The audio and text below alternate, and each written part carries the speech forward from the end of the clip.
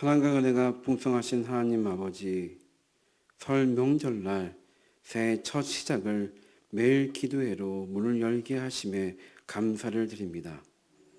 기도는 우리의 영혼을 숨쉬게 하는 영적인 호흡임을 잘 알고 있사오니 매일 기도회를 통하여 우리의 영이 살게 하옵시고 하나님과 더욱 가까워지며 하나님의 마음을 잘 받아들이는 그런 복된 시간 될 수 있도록 은혜 내려 주시옵소서.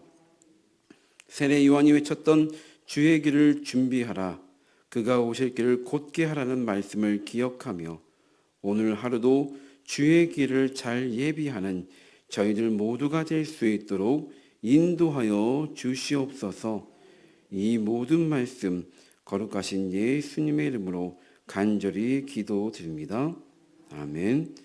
다 같이 찬송가 278장을 찬양하시겠습니다.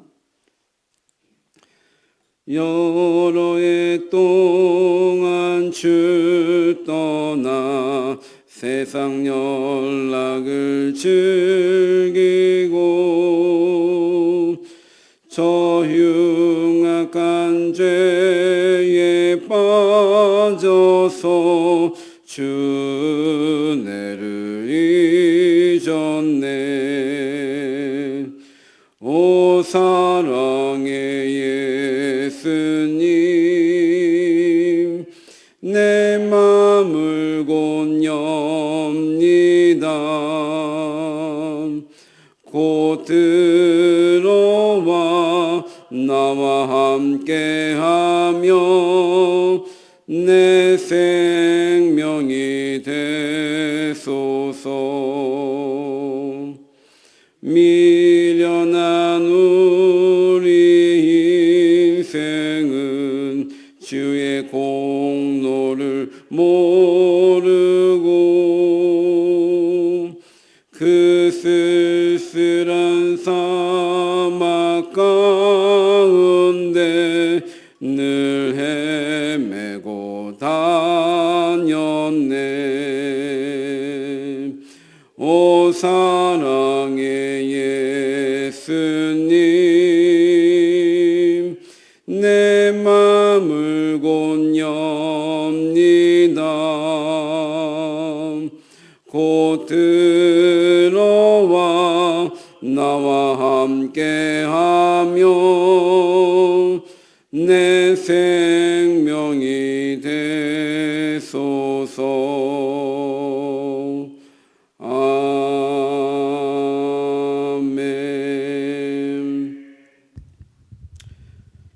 오늘 우리에게 주신 말씀은 마태복음 3장 1절에서 12절까지 말씀입니다.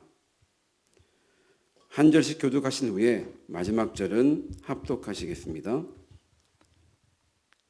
그때 세례 요한이 이르러 유대 광야에서 전파하여 말하되 회개하라, 천국이 가까이 왔느니라 하였으니 그는 선지자 이사야를 통하여 말씀하신 자라. 일렀으되 광야에 외치는 자의 소리가 있어 이르되 너희는 주의 길을 준비하라, 그가 오실 길을 곧게 하라 하였느니라.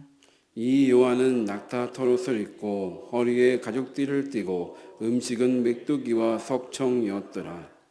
이때 예루살렘과 온 유대와 요단강 사방에서 다 그에게 나와 자기들의 죄를 자복하고 요단강에서 그에게 세례를 받더니 요한이 많은 바리새인들과 사두개인들이 세례 베푸는 대로 오는 것을 보고 이르되 독사의 자식들아, 누가 너희를 가르쳐 임박한 진노를 피하라 하더냐. 그러므로 회개에 합당한 열매를 맺고 속으로 아브라함이 우리 조상이라고 생각하지 말라. 내가 너희에게 이르노니 하나님이 능히 이 돌들로도 아브라함의 자손이 되게 하시리라. 이미 도끼가 나무 뿌리에 놓였으니 좋은 열매를 맺지 아니하는 나무마다 찍혀 불에 던져지리라. 나는 너희로 회개하게 하기 위하여 물로 세례를 베풀거니와 내 뒤에 오시는 이는 나보다 능력이 많으시니 나는 그의 신을 들기도 감당하지 못하겠노라. 그는 성령과 불로 너희에게 세례를 베푸실 것이요 손에 키를 들고 자기의 타작마당을 정하게 하사 알곡을 모아 곳간에 드리고 죽정이는 꺼지지 않는 불에 태우시리라. 아멘. 매일 기도에 오신 여러분들을 진심으로 환영합니다. 이번에 새롭게 부임한 송영민 목사입니다. 정말 좋은 교회에 보내주신 하나님께 감사드리고 귀한 자리를 허락해 주신 담임 목사님께 감사를 드립니다. 빛과 소금 교회 성도님들을 잘 섬기기 위해 왔습니다. 건강한 신앙생활을 하실 수 있도록 성심을 다해 돕겠습니다. 그리고 오늘 말씀을 통하여 하나님의 은혜가 여러분의 삶 가운데 풍성하길 바랍니다. 어제는 고유의 명절 설이었습니다. 설 명절을 어떻게 잘 보내셨습니까? 예. 가족들과 함께 모여 덕담을 나누며 새해를 잘 맞이하셨습니까?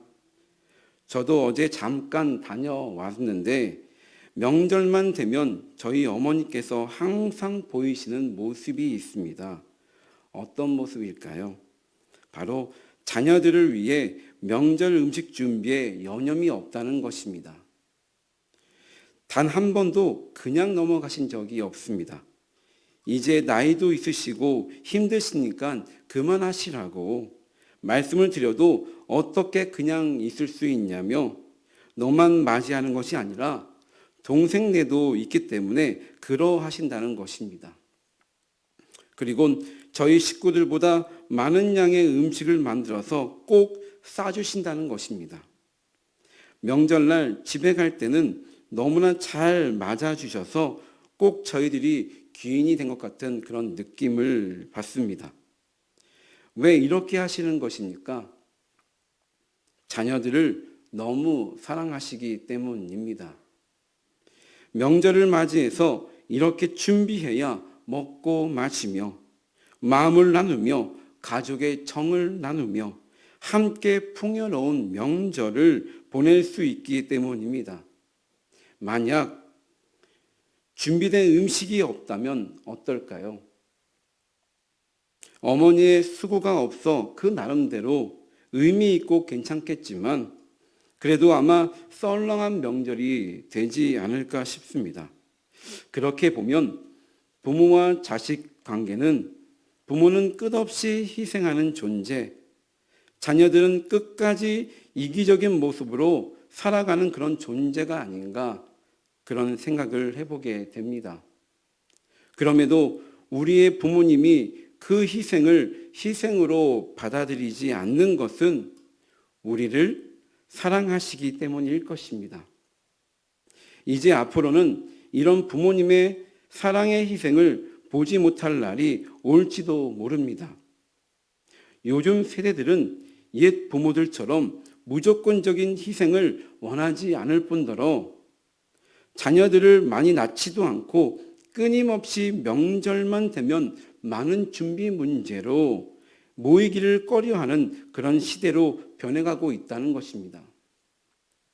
매번 명절이 다가오면 가족 간의 다툼으로 많은 스트레스에 이혼까지 많은 사건들이 벌어지며 최근에는 명절 제사 준비 때문에 아내가 남편에게 칼을 휘둘러서 남편이 병원에 실려가는 그런 일이 일어나면서 뉴스에서는 명절 전쟁이라는 표현까지 쓰며 명절 음식 준비에 대한 문제를 크게 부각시키다 보니 이런 뉴스와 기사를 접하는 요즘 세대들은 어떤 생각을 하겠습니까?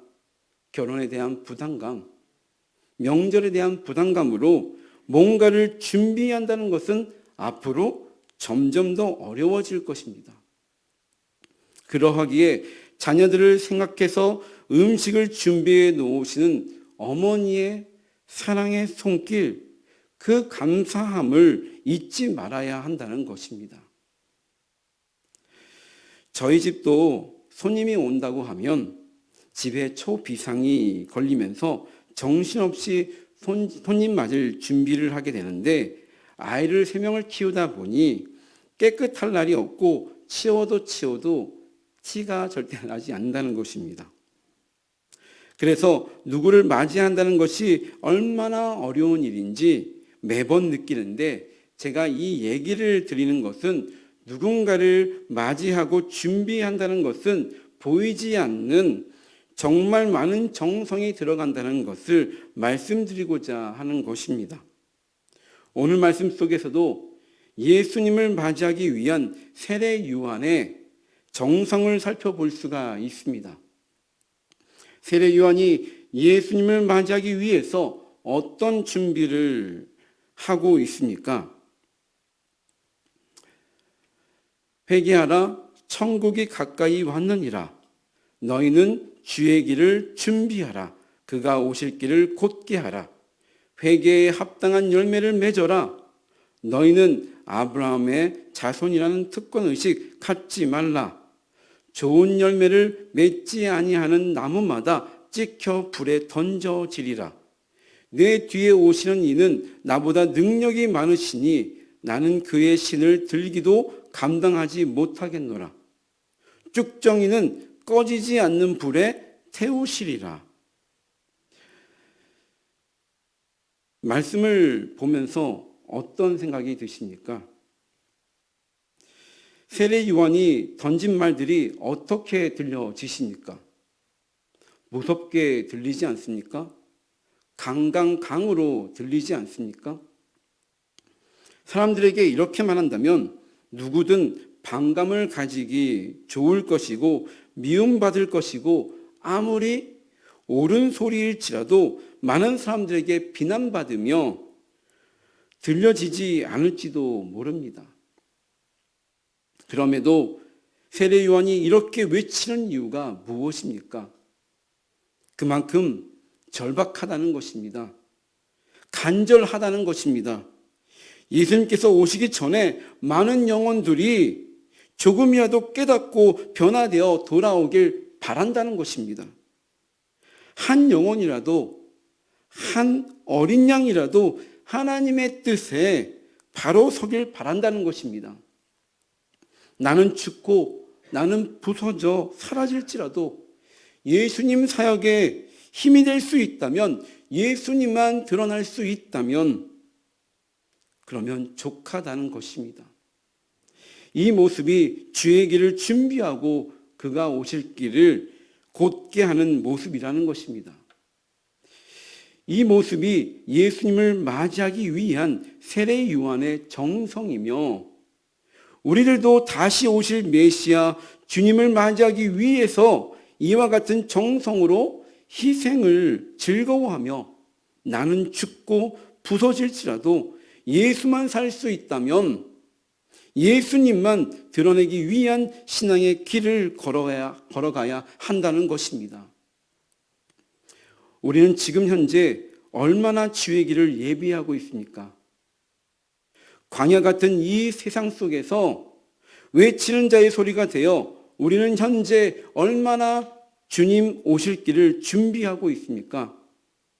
우리의 가족들에게, 우리의 이웃들에게 자신의 뜻과 다르다고 성내며 모진 말을 뱉으며 전혀 상관없이 살고 있지는 않습니까? 조금이라도 어려워지면 피하고, 조금만 고난이 와도 불평하며 그저 편안한 길만 가길 기도하며 내 입맛에 맞게 기복적인 신앙으로 내가 받을 복만을 빌며 그런 신앙의 길을 걸어가고 있진 않습니까? 한 번 더 참아야 합니다. 한 번 더 인내해야 합니다. 한 번 더 내 모습을 바라봐야 합니다. 주님의 마음을 생각해야 합니다.